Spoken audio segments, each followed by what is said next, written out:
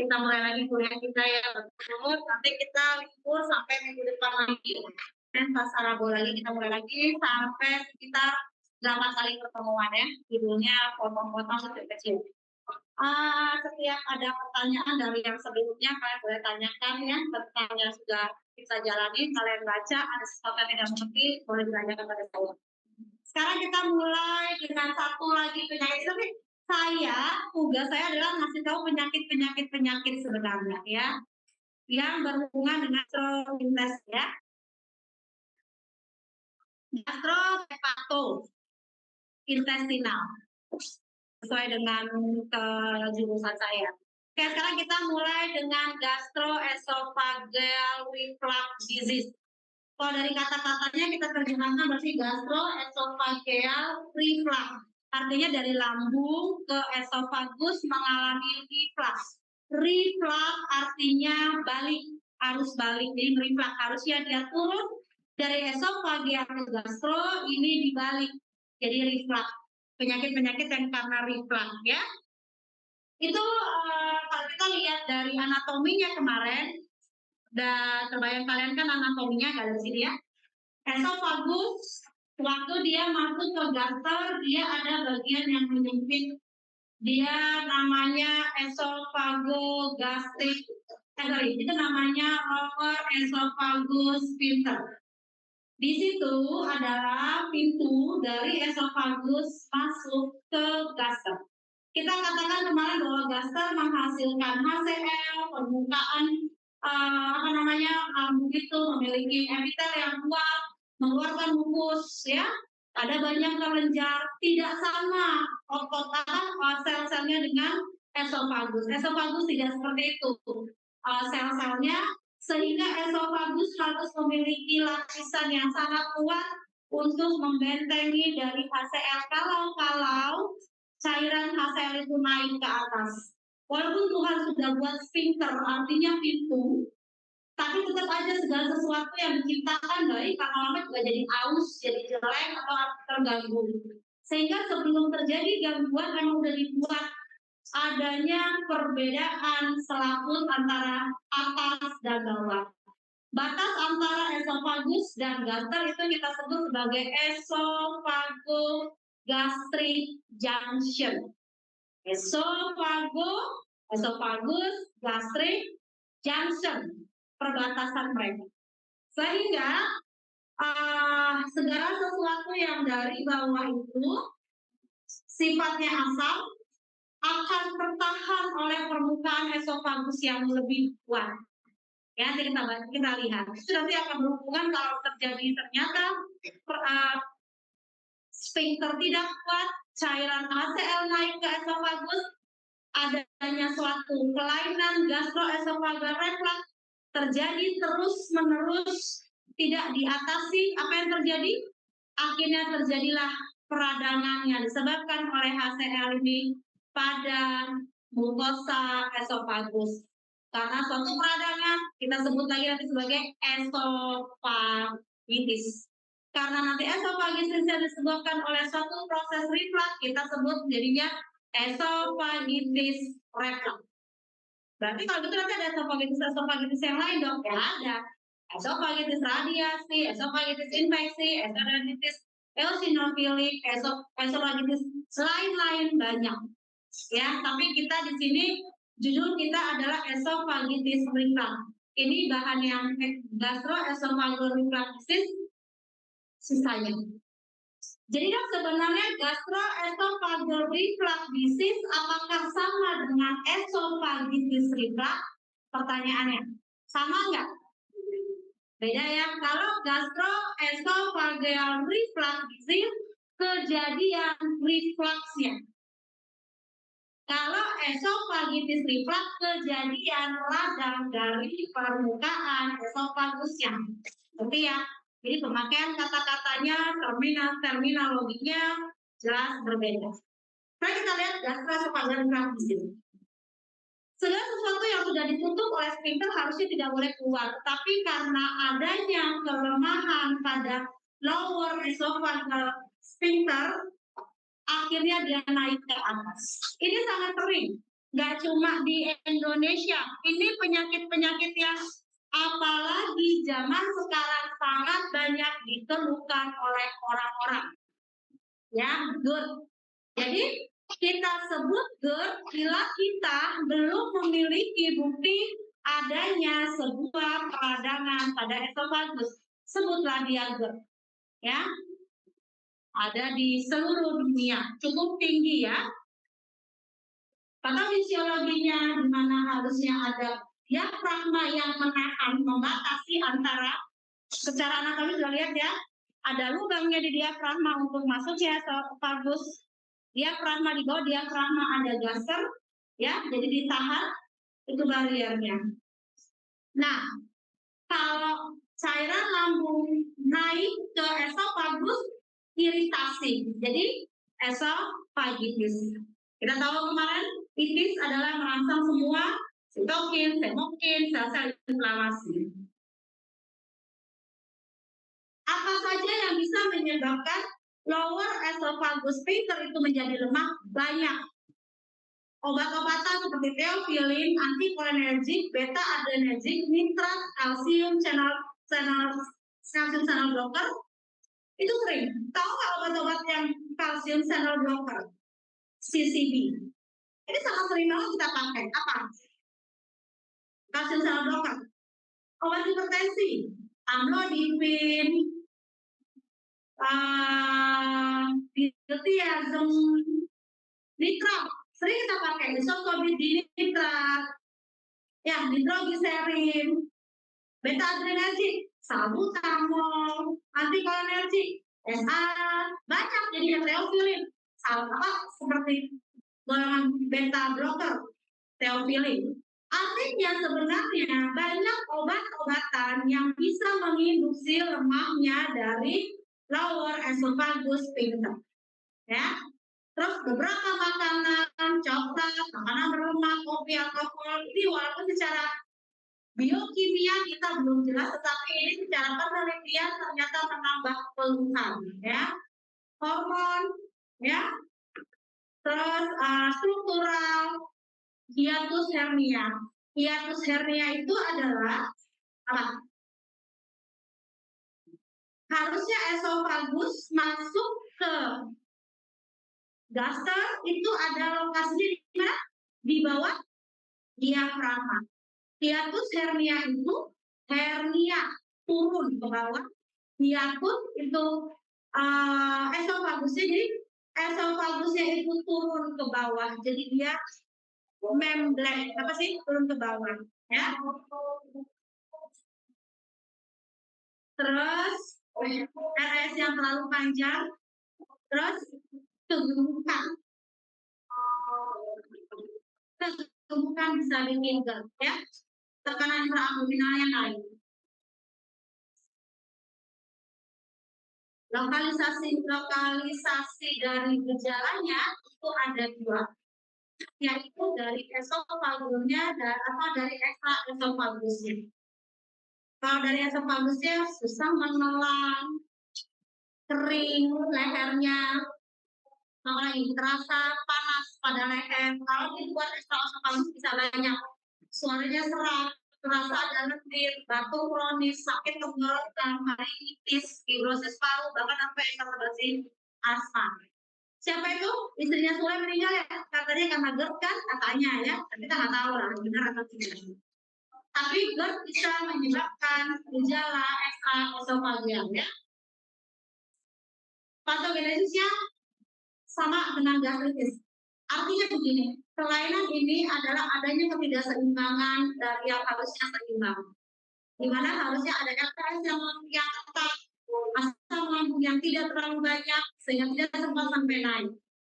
Ya, terus sebenarnya pada prinsipnya epitel esofagus itu awalnya memiliki kemampuan menahan HCl dan dia bisa menurunkan HCl-nya dengan baik. Tapi kalau itu terus dilakukan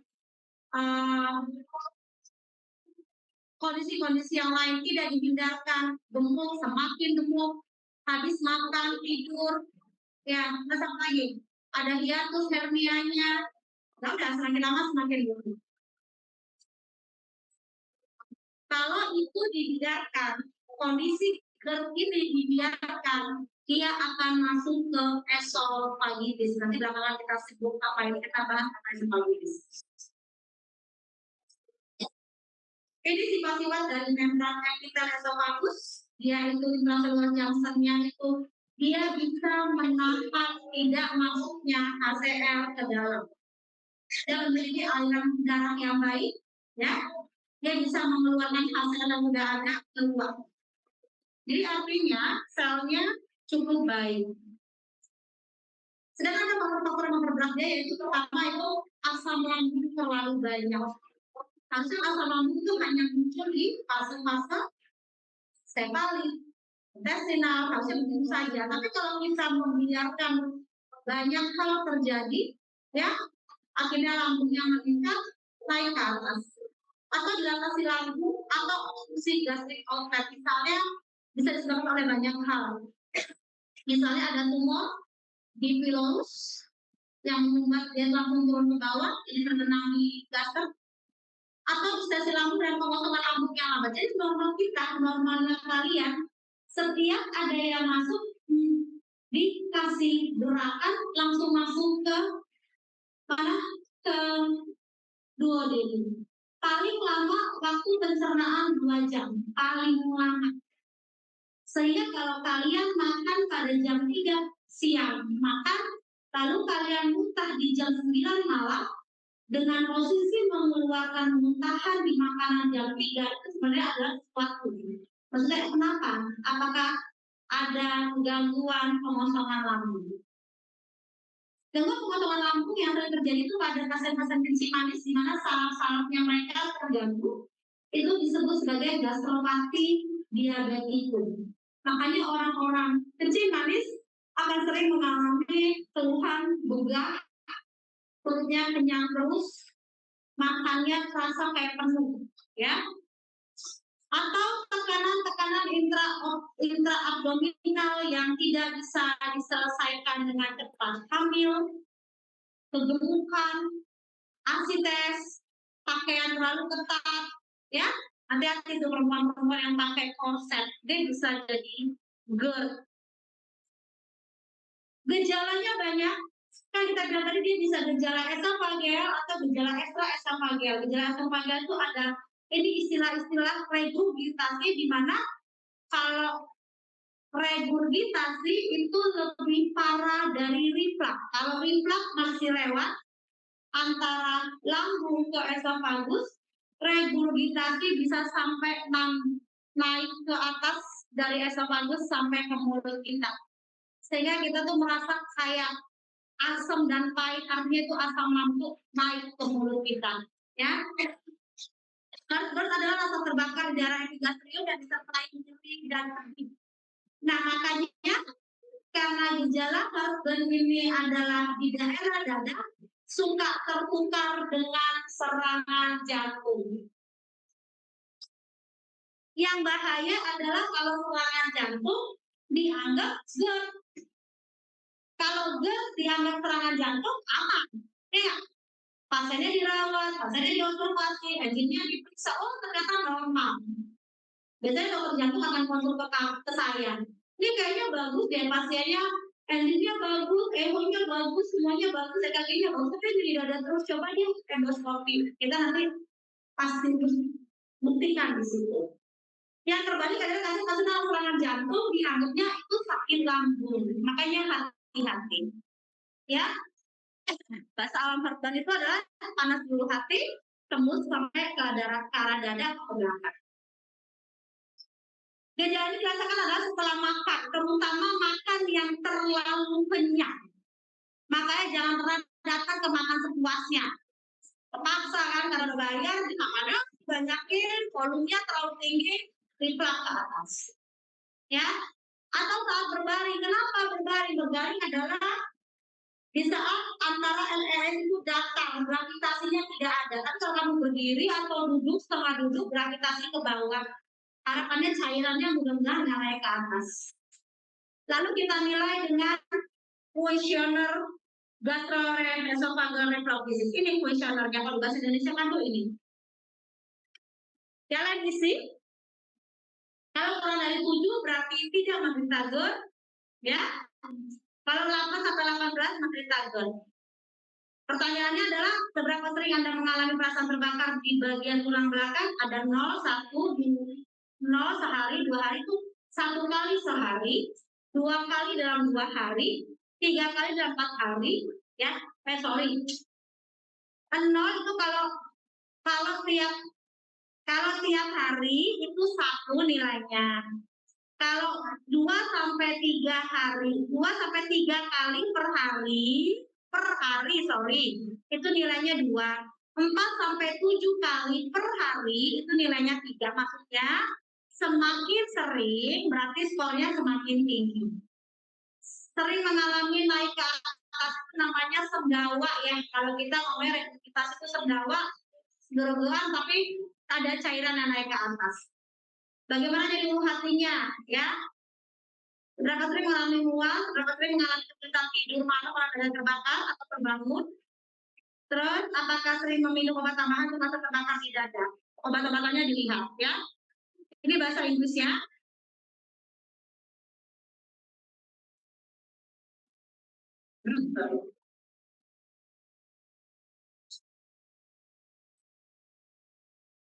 Sorry. Oh.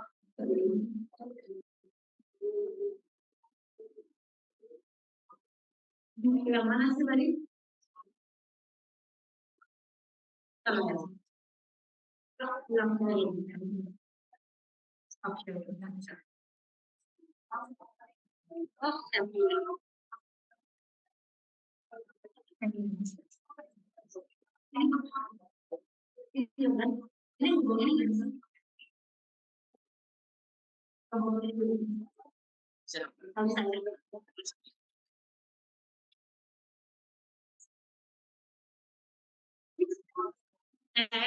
Ya. Sekarang gejala lain GERD-nya sembuh, mual, cepat kenyang, bersendawa, hipersalivasi, disfagi. Disfagi itu sulit menelan, odinofagi itu nyeri saat menelan. Jadi disfagi itu sulit menelan, odinofagi itu sakit menelan, ya. Itu gejala-gejalanya. Kalau gejala ekstra observatornya itu bisa nyeri dada dan kardiak, batuk kronik, serangan asma, bahkan sampai laringitis. Jadi ada beberapa dokter-dokter THT yang akan mengkonsulkan pada kita penyakit dalam kalau dia sering melihat pasien ini selalu merah laringnya, ya. Terus dia lihat kalau infeksi laringitis dia nggak akan terus menerus. Kita boleh laringitis tapi nggak tiap minggu berulang atau sulit disembuhkan. Itu pasti sesuatu yang aneh karena setiap infeksi atau peradangan dia harusnya cepat teratasi. Dan kalau terus-terusan mereka akan evaluasi untuk adakah GERD pada pasien ini. Diagnosanya adalah ditemukan gejala klasik, diberikan terapi empiris, menggunakan endoskopi, menggunakan monitoring ambulatory reflex, pemeriksaan reflex, menggunakan manometri esofageal. Ini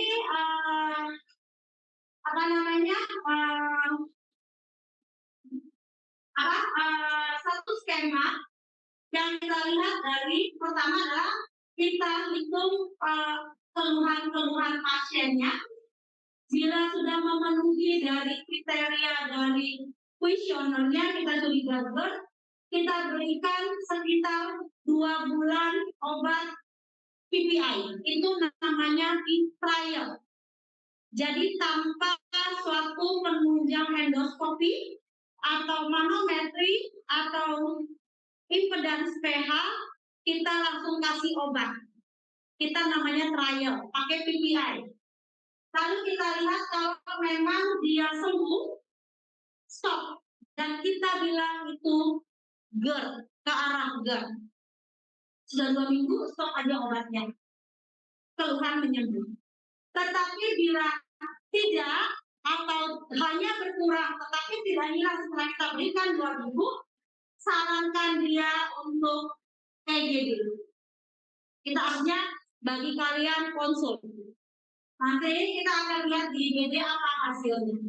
Kalau memang nanti ada masalah di sini, kalau tidak ada masalah, kalau kita lihat refleksnya atau adakah penyebabnya lain. Ya, ini kalau ada seseorang yang pernah diobatin, jadi dia datang ke kalian, keluhannya seperti GERD, sudah pernah minum obat, mungkin dia beli sendiri atau dikasih saudaranya, artinya pengobatannya itu belum optimal. PPI bisa digunakan 1x1 sehari atau 2x1 sehari. Mungkin dia cara minumnya begini.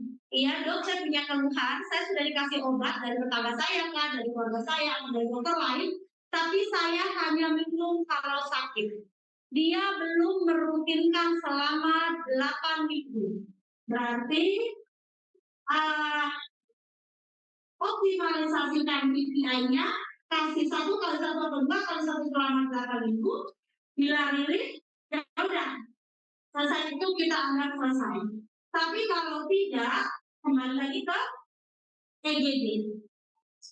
Ya, jadi dua kesannya ini adalah, pertama, bila belum diberikan PPI, berikan PPI-nya 8 minggu.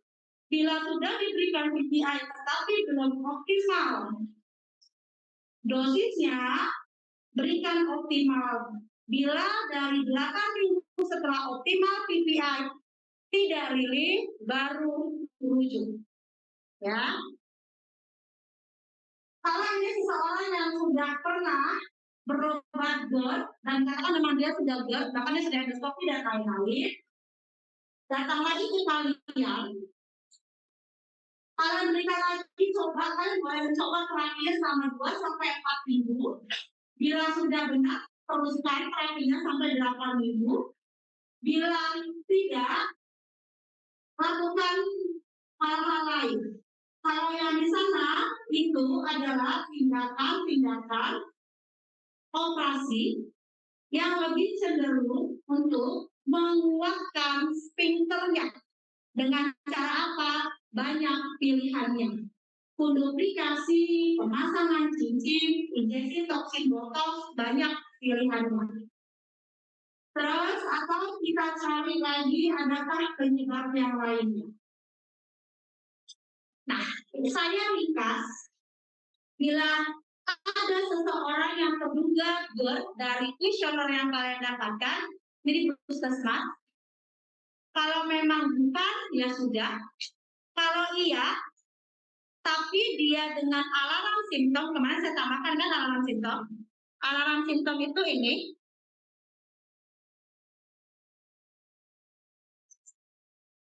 Alarm simptom ini, seseorang yang usia 55 itu pesannya gini. Sebelumnya dia jarang sakit mah. Tapi tiba-tiba di beberapa hari atau minggu dia sakit mah. Itu hati-hati. Atau dia disfagi, sulit untuk menelan, awalnya tidak. Atau dia ordinal pagi, sakit untuk menelan. Atau ada anemia, karena dapatkan kognitifnya anemis, ada defisiensi besi, itu nggak bisa kalian pastikan di fase Vega 1, ada berat badan turun, atau ada keluhan berak dan muntah hitam. Berarti itu udah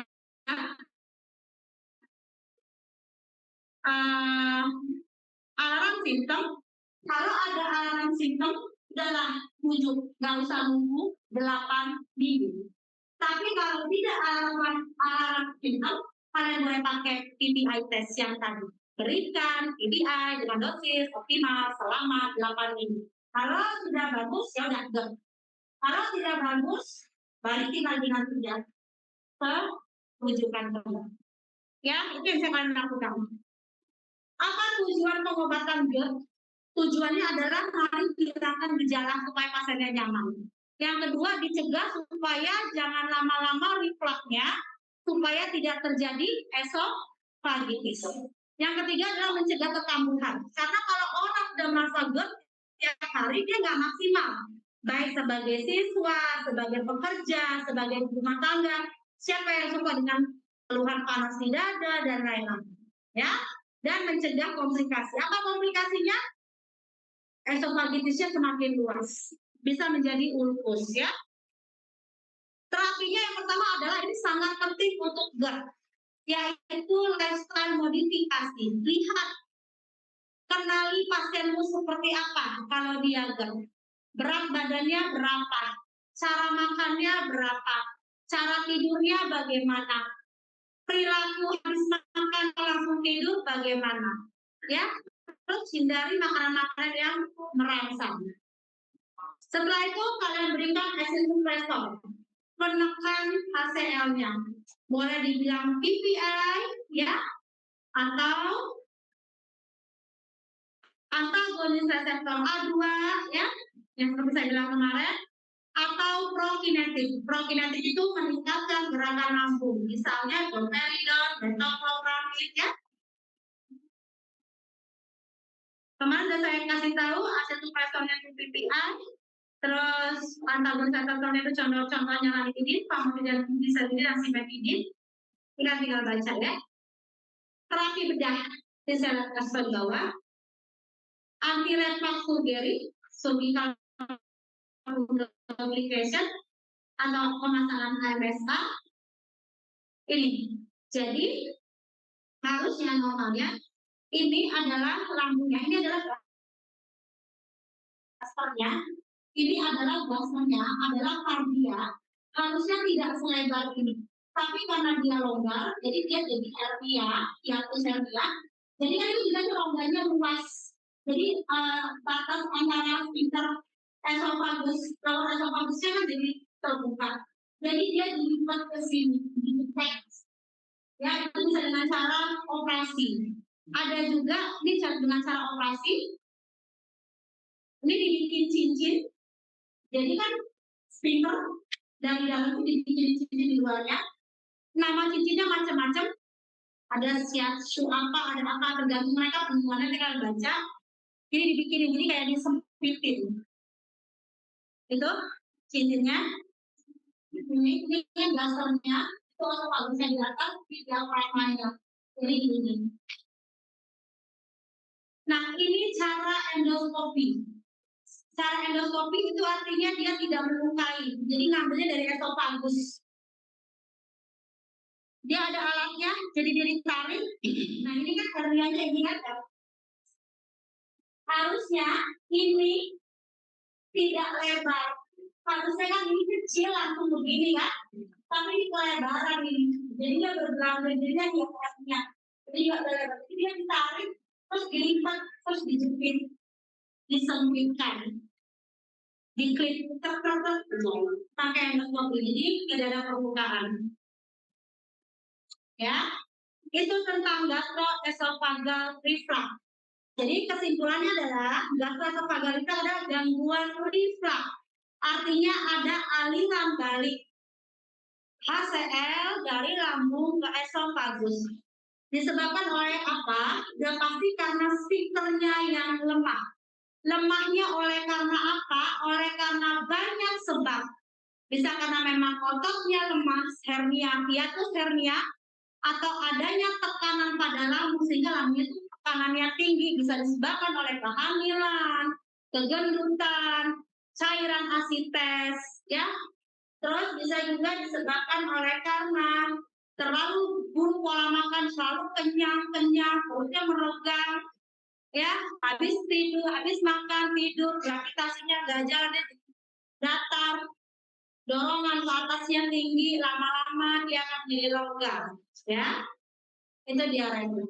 Nah, itu dia itu. Nah, sekarang kalau itu terjadi terus menerus HCl mengikis esofagus.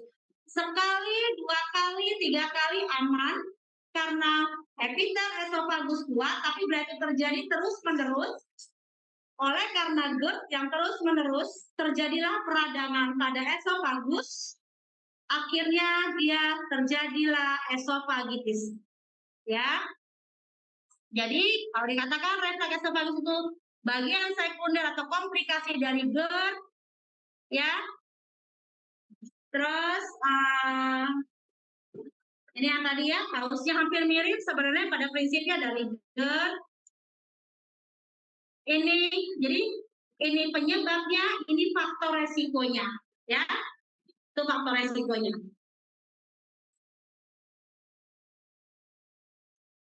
Epidemiologinya banyak ya. Histopatologinya seperti saya kemarin bilang harus ditemukan terjadinya peradangan pada epitel atau pada sel-sel esofagusnya. Kalau sudah terjadi peradangan, kita akan memiliki severity grade-nya. Kita lihat tingkat dari kerusakan. Jadi tadi saya bilang mukosa esofagus, permukaan esofagus dan permukaan gaster berbeda. Ini gambaran endoskopinya. Ini kita umpamanya adalah kita melihatnya dari atas ini. Jadi esofagus di atas, di bawah itu gaster. Jadi skop kita di atas, ini kameranya di sini. Jadi kita lihat bahwa ini berarti adalah batas. Jadi ini yang berarti skop kita ini masih dalam posisi di esofagus, belum masuk ke gaster. Inilah lubangnya. Normalnya lubangnya tertutup seperti ini. Tapi kalau kita dorong dengan kita ya gampang untuk membuka. Tidak ada tahanan. Kalau ada tahanan berarti kebalikannya lower sphincter. Tekanan yang jadi kebalikannya adalah terlalu ketat sphincternya. Penyakitnya beda lagi. Jadi penyakitnya apa? Kalau ketat sphincternya, pasiennya nggak bisa makan. Kan ketahan harusnya normalnya sphincter ini tertutup tetapi tidak ketat, tidak kering. Begitu ada makanan atau sesuatu yang menyentuhnya dia langsung buka. Itu pasti. Tapi kalau dia tidak bisa membuka, itu berarti dia namanya penyempitan. Sehingga kalau sudah terjadi sesuatu yang sempit, berarti tekanannya meningkat. Itu kebalikan dari itu. Normalnya, ini kamera kita ditutup, ini masih adalah mukosa dari gaster. Lihat, mukosa dari gaster itu makanan lihat secara kasat mata, dia lebih cenderung ke kayak yang ada selaputnya. Jadi dia kelenjar-kelenjar itu kelihatan secara kasat mata. Dan dia punya batas yang tegas. Batasnya sangat tegas dengan mukosa esofagus. Jadi esofagus kan sampingnya ini. Dia punya batas yang tegas. Sehingga kita sebut kalau penilaian kita terhadap endoskopi kita sebut bahwa esophagogastric junction-nya tidak ada yang robek. Artinya dia normal. Berarti kalau dia teriritasi akan terjadi robekan. Maksudnya robekan itu adalah selaput permukaan dari esofagus ini terlupas. Robek. Ini secara skematik, ya. Yang tadi kan kamera kita di sini. Ini kan batas yang bagus. Harusnya ini warnanya sama dengan ini, tapi dia robek ke atas. Dia robek. Kalau ke bawah nggak pernah robek. Kan nggak ada permukaan, nggak ada saputnya, dia kelenjar. Kalau ke atas kan ditutup oleh saput, sehingga istilahnya robek.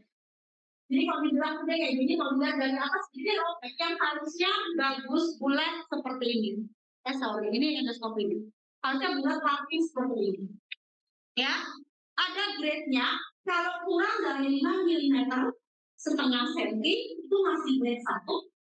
Kalau dia lebih dari 5 mm, tapi cuma 1 barisan, itu grade B. Kalau lebih dari kurang dari 75 tapi banyak robekannya, itu di C. Kalau dia ada lebih dari 75 dan lebih robek-robeknya. Ya, jadi nggak cuma 1 garis, lebih dari 1 garis. Ini gambarannya. Jadi kalau kalian lihat di sini sebenarnya kalau cakapnya harusnya ini bagus kayak gini. Ini benar-benar pembukaannya. Ya, kalau kurang dari 5 mm itu grade A. Kalau grade B ini adalah lebih dari 5 mm. Grade C kalau 75%. Tapi dia lebar, nggak cuma garis, dia cuma sempit gini ya. Poinnya udah lebar banget. Kalau itu udah lebar kemana-mana, itu grade. Itu kelihatan secara endoskopi.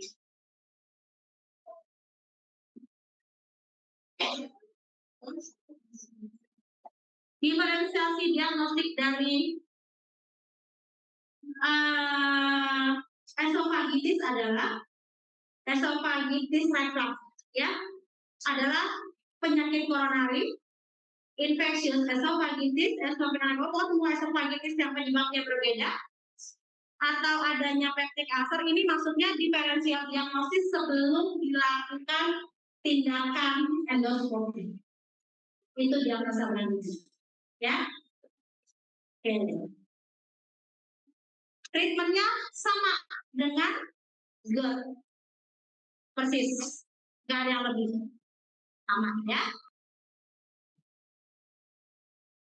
Karena apa sama?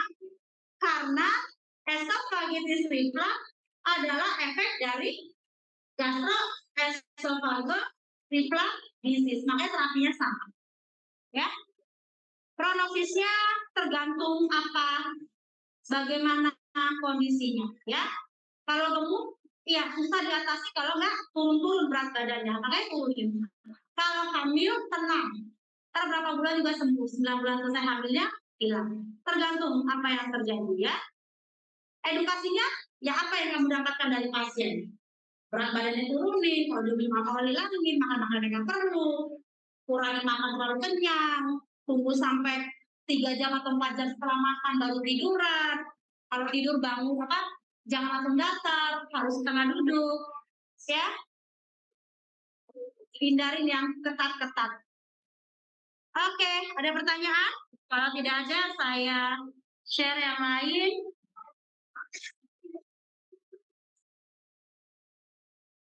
Nanti sembari kalau ada mau bertanya, ini aja langsung tanya.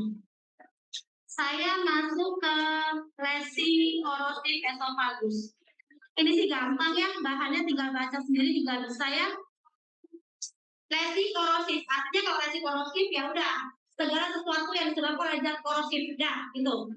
Ya, apa zatnya? Banyak. Bisa basa kuat, bisa asam kuat, ya. Oke. Baca aja sendiri, ini biasanya sering-sering nggak sengaja. Kalau sengaja namanya bunuh diri, ya. Oke, banyak nih asam kuat dan lain-lain.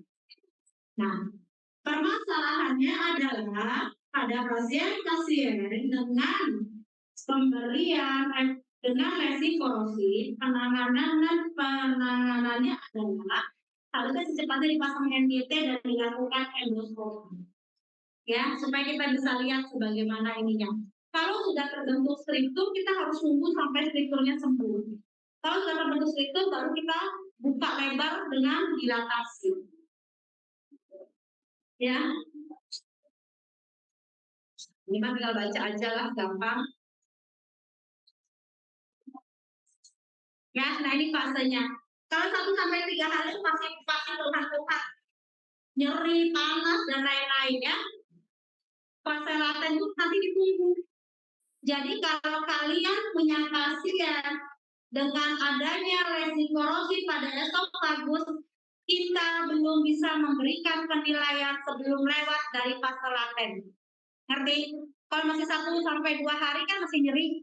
Setelah itu nyerinya akan hilang, tapi kita tidak tahu apa yang mau terjadi ke depannya. Apakah terbentuk struktur atau tidak, itu tergantung bagaimana bentuknya, ya. Nah, kalau udah kronis 1 sampai 3 tahun baru nanti dibilang kesana. Oke, diagnosisnya, anamnesanya, ya, penata laksanaannya,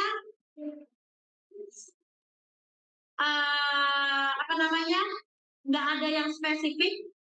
Diharapkan pokoknya 24 jam pertama harus langsung di endoskopi untuk melihat apakah terjadi kemerahan atau tidak.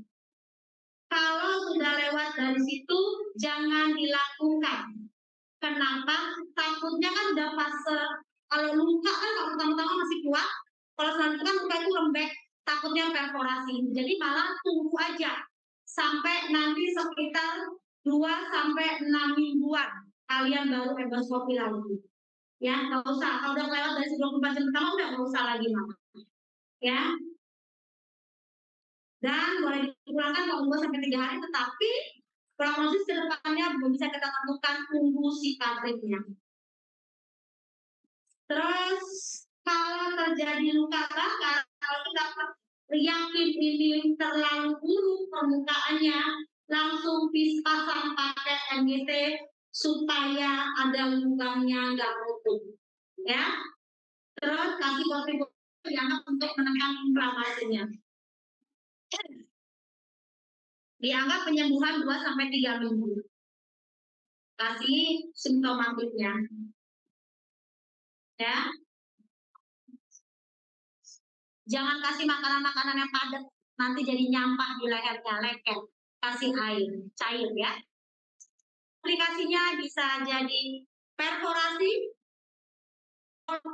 kabusnya, media, kalau udah kayak gitu jadi medianitis, kena perikat, kena pleura, kena diafragma, ada lubang antara trakea sama esofagus, ada lubang antara esofagus dengan aorta, ya. Struktur nanti kita lihat sekitar 2-4 minggu, tungguin dulu. Kalau lama-lama bisa jadi obstruksi perdarahan, ya.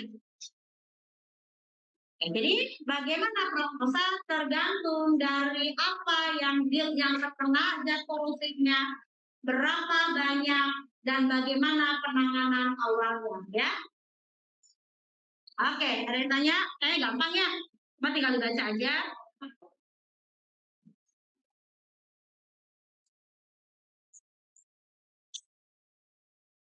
Apa lagi? Oh, Zollinger dulu deh.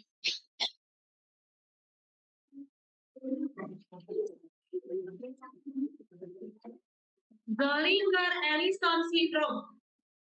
Ini gastrinoma. Artinya gastrinoma itu adalah adanya tumor gastrinoma. Tahu gastrin, sel gastrin yang menghasilkan HCl itu ada sel seperti itu sifatnya, tapi dia satu bentuk keganasan. Dia ada di pankreas dan usus 12 jari. Kamu bayangkan berarti di pankreasnya terproduksi gastrin dan duodenumnya terproduksi seperti itu. Biasanya pada laki-laki usia 20-50 tahun. Tapi ini sangat jarang terjadi. Halo? Halo? Ya? Ya? Ya, ya.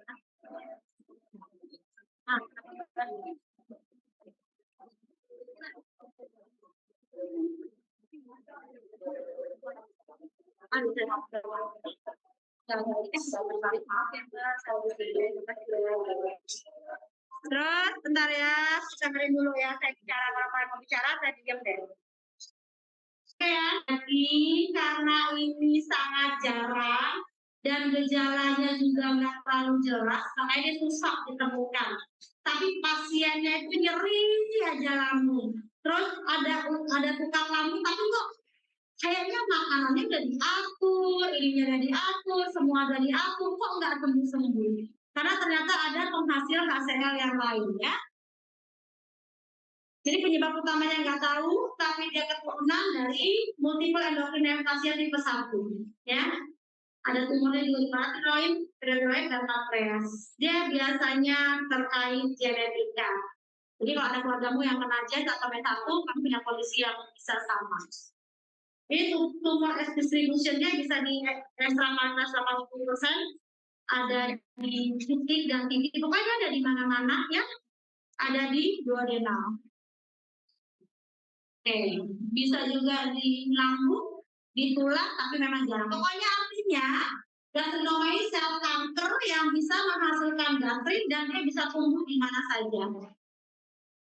Diagnostiknya kalau menurut saya sulit, ya. Saya aja belum pernah dapetin pasien ini, ya. Biasanya dia ganas di 60%-nya. Terus dia sering aja ada asam lambung tinggi, padahal tapi ternyata kalau dia dikasih omeprazol, PPI dengan teratur tapi tetap ada. Pikirkan gitu, ya. Oke. Tinggal baca aja. Caranya dapatnya dari mana? Kita lihat nanti kita dapatnya dari tiba-tiba pasiennya dari hiperparatiroid, hiperkalsemi, ya. Terus habis itu pokoknya dibuktikan adanya ulkus, gaser, ya. periksa gastrin levelnya pada kondisi puasa. Harusnya kan kalau puasa ASEAN-nya turun ya, gastrinnya rendah tapi dia tinggi. Oke. Terus ini kadar-kadarnya ya. Terapinya yang nggak ada lagi ya, paling PPI. Terus ambil tumornya selagi bisa, tapi tergantung gimana. Ya. Komplikasinya yang perdarahan saluran cerna, malnutrisi, penyebaran tumor. Oke, itu tentang Zollinger-Ellison disease syndrome. Sekarang Mallory Weiss. Mallory Weiss ini sangat jarang, tapi kadang-kadang sering terjadi. Apa itu Mallory Weiss? Mallory Weiss itu gini, seseorang yang tanpa keluhan resiko lambung sebelumnya nggak ada, tiba-tiba dia muntah darah segar. Itu biasanya kita pikirkan Mallory Weiss syndrome. Jadi, tapi biasanya dia muntahnya tidak terlalu banyak. Karena robekannya itu biasanya tidak terlalu lebar. Kalau kita katakan robekan pada esofagus, berarti kan dia mirip dengan esofagisnya robekan. Tapi kalau ini robekannya spontan dan mendadak. Kalau gastritis kan esofagitis reflux kan robekan tapi dia berlangsung pelan-pelan. Kalau Mallory Weiss syndrome robekan mendadak pada esofagus, biasanya gejalanya pasiennya itu tiba-tiba muntah darah. Biasanya nyerinya tidak signifikan. Biasanya dia didahului dengan kegiatan yang ekstrim pada esofagus. Misalnya muntah-muntah hebat. Misalnya ibu hamil yang muntah-muntah terus tiba-tiba dia muntah darah. Padahal dia belum tentu itu suatu lupus, bisa aja dia cuma hanya Mallory Weiss syndrome. Sehingga Mallory Weiss syndrome ini jarang didiagnosa. Kenapa? Karena cuma muntahnya dikit. Orang kan kalau muntahnya dikit belum pergi ke rumah sakit kan, ditungguin dulu kan, nggak ada lagi, udah sembuh sendiri. Dan memang biasanya dia sembuh sendiri. Ya, itu sering. Biasanya dia sembuh sendiri 7-10 hari. Tapi dia signifikan bleedingnya, emang kelihatan ada darahnya, ya. Jadi gini ya, longitudinal ya, objeknya longitudinal. Ya, sobek. Itu ada apa-apain nanti sembuh sendiri kok. Ya, Mallory ya. Jadi ini tadi, ini reagentnya, ini Mallory dan sobek. Ini kalau udah mulai sembuh, ini objeknya agak banyak. Kalau gitu gimana membedakan Mallory syndrome dengan esophagitis reflux? Ya gejalanya aja. Kalau esophagitis reflux itu ada gejala-gejala GERD-nya lebih dulu. Kalau Mallory Weiss syndrome itu langsung, ya, adanya muntah hebat, ada meningkatnya pressure tekanan ini, abdomen, ya, distension yang besar tiba-tiba, kekuatan untuk menahan robekan dengan transmuralnya lewat jadi robek. Ya, kalau banyak bisa sampai shock, ya. Gejalanya kalau terlalu banyak bisa sampai hematostasia, tapi jarang. Mallory syndrome itu dia parsial, tidak terlalu lebar, hanya di mukosa submukosa pada area gastroesophageal junction, ada riwayat muntah-muntah atau peregangan pada abdomen. Kalau di endoskopi biasanya sembuh sendiri.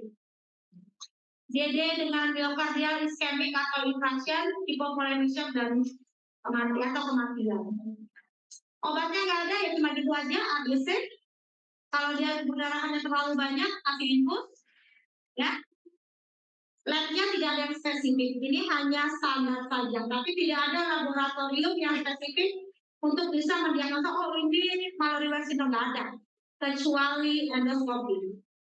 Manajemennya, endoskopinya dalam 24 jam, ini dia kelihatan ada robekannya. Ini dia robekan. Ya, dia bisa sembuh sendiri kan, sampai 3 hari. Dan kalau ternyata dia nggak berjalannya masih terus, pakai apa? Pakai alat-alat kita yang kemarin aku terangin. Mulai dari interprobe, epinephrine, sclerosam, cliff, lain-lain semua, ya. Oke, ada yang tanya?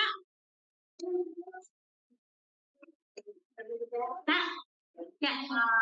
Untuk jadi kan yang bilang banyak terjadi pada laki-laki. Ya. Itu ada hubungan sama laki. Kalau begitu ya kalau saat banyak pada laki-laki, banyak pada perempuan, dia itu hanya secara epidemiologi aja, nggak terkait dengan genetik. Tapi tergantung nanti kalau genetikanya terkait dengan X-linked, Y-linked, Zollinger kayaknya dia sudah menaik sama X-linked. Jadi epidemiologinya saja. Ada lagi? Satu lagi ya, satu lagi ini varises atau bagus. Satu poin lagi, varises atau bagus. Varises atau bagus itu kalau cuma baca epidemiologinya itu baca aja ya. Jadi kalau kita bilang esophagus itu sekitar 15 sentian, ya, 10 sampai 15 senti. Esophagus dibagi menjadi 3, proksimal, medial, dan distal. Bagi 3 dengan rata. Ya. Bagaimana bisa terbentuknya sirosis hepatis? Bagaimana terbentuknya varises? Varises itu apa? Definisinya varises esophagus itu apa? Hah? Melebar, dilatasi, vena ya. Varises itu berarti vena, bukan arteri.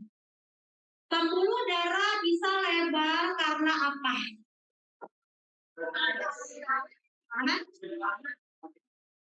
Peningkatan tekanan. Berarti ada yang di tempat mana yang menyebabkan tekanan tinggi pada area esophagus. Berarti ada di bawahnya atau di sebelum esophagus. Kalau kalian bicara tentang vena, vena itu apa? Dari perifer ke sentral ya. Jadi dia dari seluruh tubuh, nanti dia masuk ke pusatnya. Vena-vena dalam tubuh kita itu berkumpul dari yang paling utama area perut. Namanya apa? Vena porta. Dapat dari mana? Dari mesenterica, dari lienalis, dari hepatika. Itu semua kan? Ya, terus kumpul lagi dari mana? Dari mana? Itu kan semua. Bila ada tekanan yang tinggi di porta, tekanan yang tinggi di porta, berarti nggak bisa mengalirkan dengan baik atau bisa bukan mengalirkan, Kalau ada yang tinggi dari porta, berarti aliran-aliran dari perifer tertahan. Setuju? Itu ya. Kalau vena, mainannya dari perifer ke pusat. Kalau arteri dari pusat ke perifer. Jangan dibalik.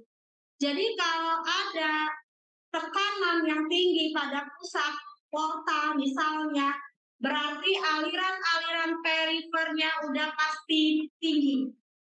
Artinya kalau ada di porta, kalian pikirkan lagi porta dapat dari mana suplainya. Porta dapat dari limpa, porta dapat dari hati, porta dapat dari usus, porta dapat dari esophagus. Berarti pembuluh-pembuluh darah yang di situ pinggiran bisa melebar atau dilatasi. Jadi kalau ada penekanan porta, berarti gejala dari adanya varises di perifer bisa muncul. Ya, jadi kalau kalian dapetin tiba-tiba yang tadinya nggak ada ambeien jadi ambeien, ada varises esophagus, berarti kalian udah mikir berarti ada peningkatan di vena porta. Vena porta bisa meningkat disebabkan oleh banyak hal. Kalau kalian lihat dari peredaran darah, vena masuk dulu alirannya ke hati, ya, lalu dikeluarkan. Kalau tiba-tiba hatinya keras, berarti dari vena nggak bisa masuk dong ke hati, ya udah jadi tinggi. Berarti namanya jadi hipertensi portal. Nanti kita bahas pada saat fase kita belajar tentang sirosis hepatis. Ya, sekarang kita udah ngomongin tentang komplikasinya. Jadi kalau ada varises esophagus, kita udah pasti mikir ini ada hipertensi portal. Ya, pada pasien sirosis itu dikatakan secara 25-35% kalau dia sudah terbentuk esofagus bisa berdarah. Makanya kalau ada pasien-pasien dengan sirosis hati, tugas kita adalah menyaring sudah ada varisesnya atau tidak. Ya, dari setiap perdarahan ke episode kematian itu 15-20%. Kematiannya tergantung dari kadar umum dan beratnya perdarahan. Jadi kalau misalnya varises itu HPPG-nya harus minimal 10-12 itu diukur biasanya, tapi kita nggak bisa ukur di sini. Ya, varises itu munculnya dari kecil, besar, sampai nanti dia luntur. Ini adalah angka-angka yang bisa kamu dilihat dari penelitian, ini persentase perkembangannya dan kemungkinan perdarahannya kamu baca dan kamu ingat saja. Kalau orang luar negeri itu selalu ingat dong, kalau pasien varises mereka ingat tuh, oh ya nanti nih kemungkinan perdarahnya 30-40% gitu ya. Itu sebenarnya kita harus rajin membaca epidemiologi. Kalau kita malas banget nggak sih di Indonesia ini baca epidemiologi? Malas ya. Bahkan saya juga nggak pernah tahu epidemiologi hepatitis tertinggi di daerah mana, dan kan malas ya bikin. Padahal itu sangat penting ya. Makanya studi epidemiologi itu penting sebenarnya. Nah, jadi sini besok saya terangkan tentang hipertensi portalnya di sirosis hepatis. Kita bicara dulu tentang varises esofagus. Jadi semakin tinggi tekanan pada vena porta akan semakin meningkatkan besarnya dari varises. Ya, ini kita lihat bahwa dari formasi di 10 dia kecil, naik, di 12 tekanannya dia bisa pecah, perdarahan lagi. Sehingga tugas kita kalau ada pasien dengan sirosis hepatis terbukti adanya varises esofagus, kita harus menurunkan tekanan vena portanya. Dengan apa? Karena mainannya adalah pembuluh darah yang tekanannya besar, supaya tekanannya rendah, kamu apain pembuluh darahnya? Dilebarin. Berarti kita kasih obat-obat vasodilator yang bekerja pada pembuluh darah itu. Kita bisa pakai beta blocker yang non selective ya. Terus diagnosisnya gold standarnya EGD karena udah pasti nampak dengan kasat mata. Secara bari enema bisa dilihat, secara CT scan bisa lihat, tapi bisa salah. Kalau endoskopi nggak mungkin bisa salah kecuali operatornya yang error, ya. Karena nggak bisa bisa. Makanya setiap pasien sirosis harus endoskopi.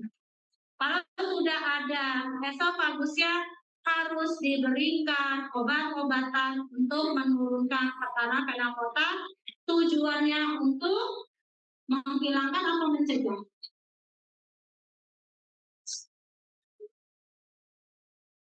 Dia tidak bisa menghilangkan, dia hanya mencegah timbulnya kembali. Kenapa?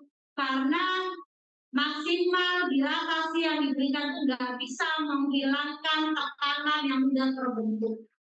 Jadi yang sudah terbentuk harus diapain? Yang sudah dibentuk avarisesnya harus dihilangkan, ya.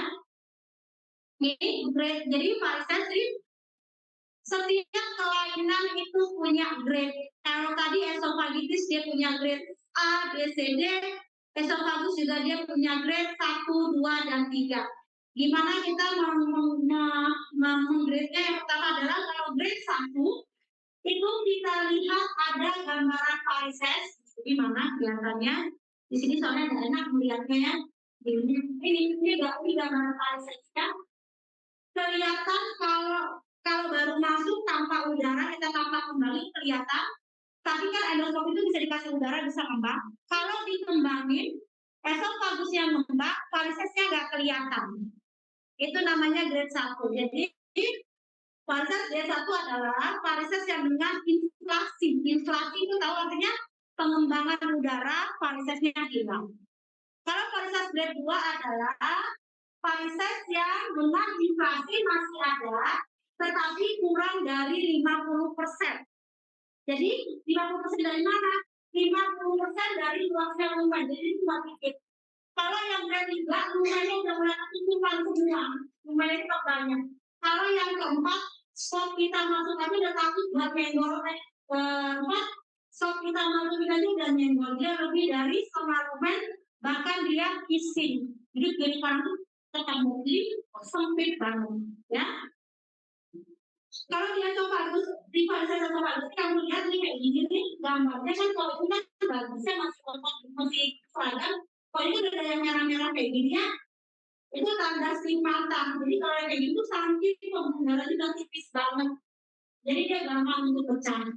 Bayangkan kalau dia pecah, jadi dia muncul, ya udah pasiennya bisa meninggal. Jadi terapinya adalah harus dicegah perdarahan.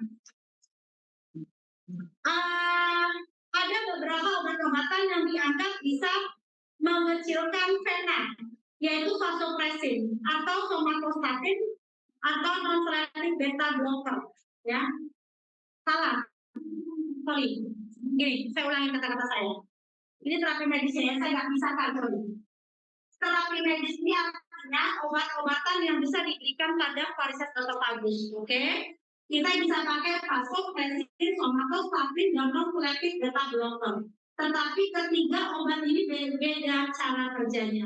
Tadi aku bilang, kalau yang non-selective beta blocker itu bekerja sebagai faktor bilangan.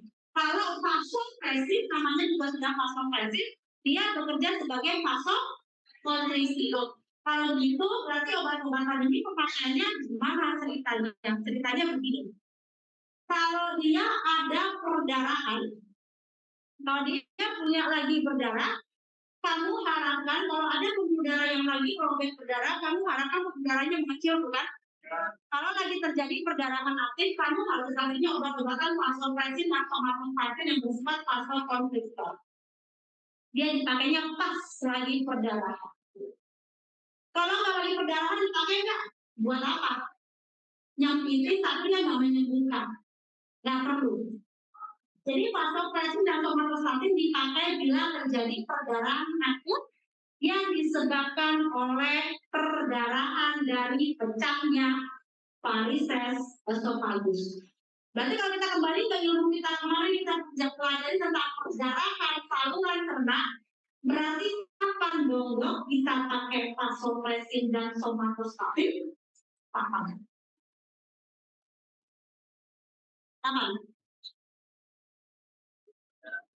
Iya. Perdarahan yang mana? Apa sih sebelum perdarahan kasih vasopressin dan somatostatin? Enggak. Yang mana? Iya gitu. Emang kalau perdarahan dari lambung nggak mau muncrat gitu? Sesuai dengan teorinya. Kalau kita kasih vasopressin atau somatostatin ini kita berharap untuk memvasokonstriksikan dari pembuluh darah. Berarti kamu harus berpikir etiologi dari perdarahan ini adalah varises esophagus. Kamu nggak akan punya efek yang baik berikan pada pasien-pasien dengan ulkus. Ulkus nggak perlu vasokonstriktor dikecilin pembuluh darahnya, karena ulkus itu perdarahannya lebih cenderung ke arteri. Ya kan, vena, arteri. Jadi kapan? Saat kamu merasa bahwa perdarahan ini adalah varises esophagus. Dari mana? Dari teorinya. Varises esophagus bisa terjadi kalau ada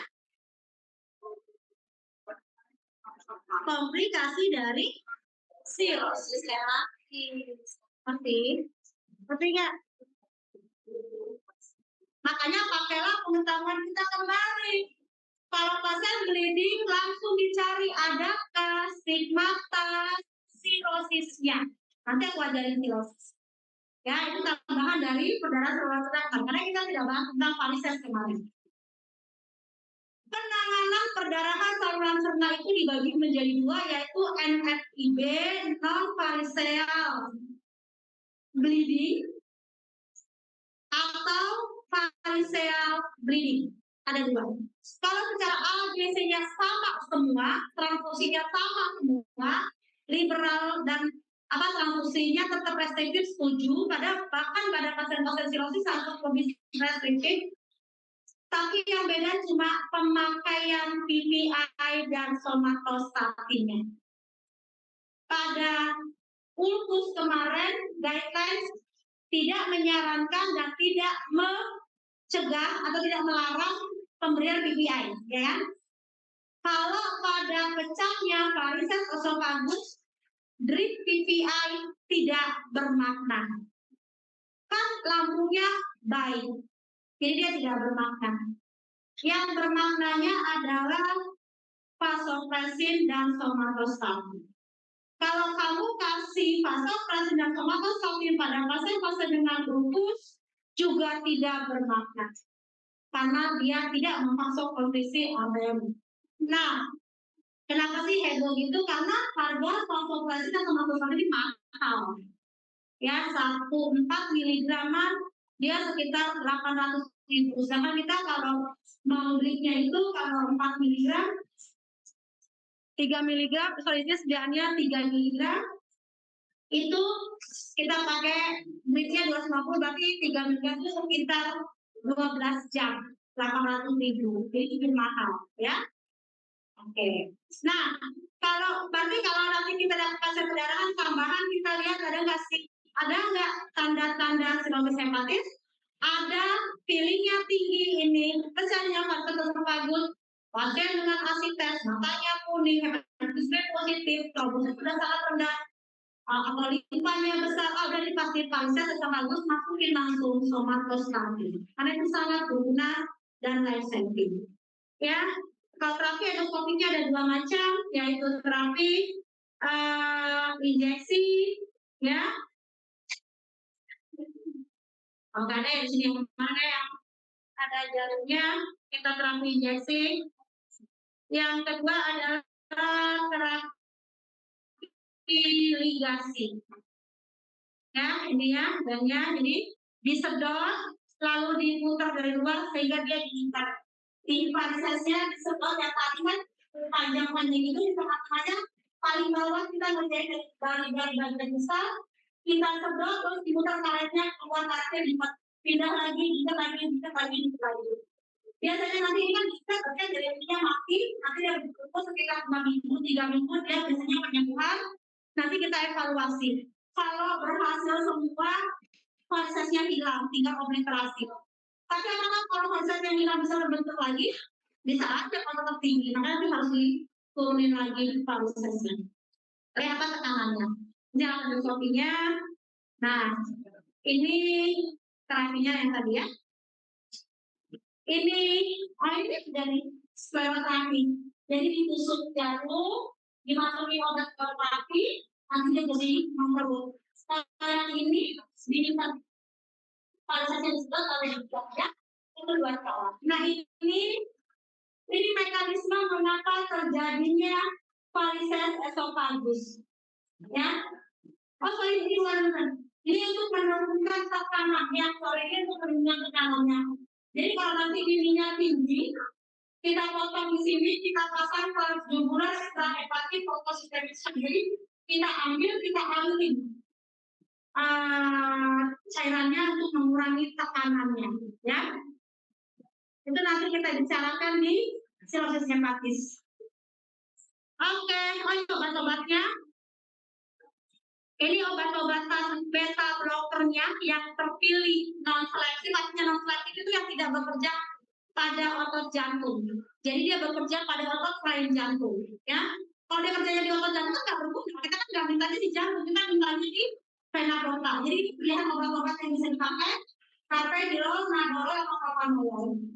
Lihat di sini toleransinya adalah heart rate-nya hati-hati juga karena itu heart rate yang dilihat minimal 55 kali per menit, ya. Oke. Oke, selesai. Ada yang tanya? Udah ya, selesai bahannya cepetan ya.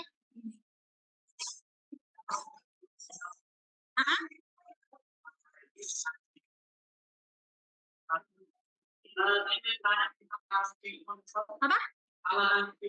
Ya. Ini kan ada satu aja boleh. Satu aja boleh. Jadi gini, alam simptom itu adalah gini. alarm sistem itu adalah suatu penanda takutnya ada sebuah keganasan. Ya, jadi alarm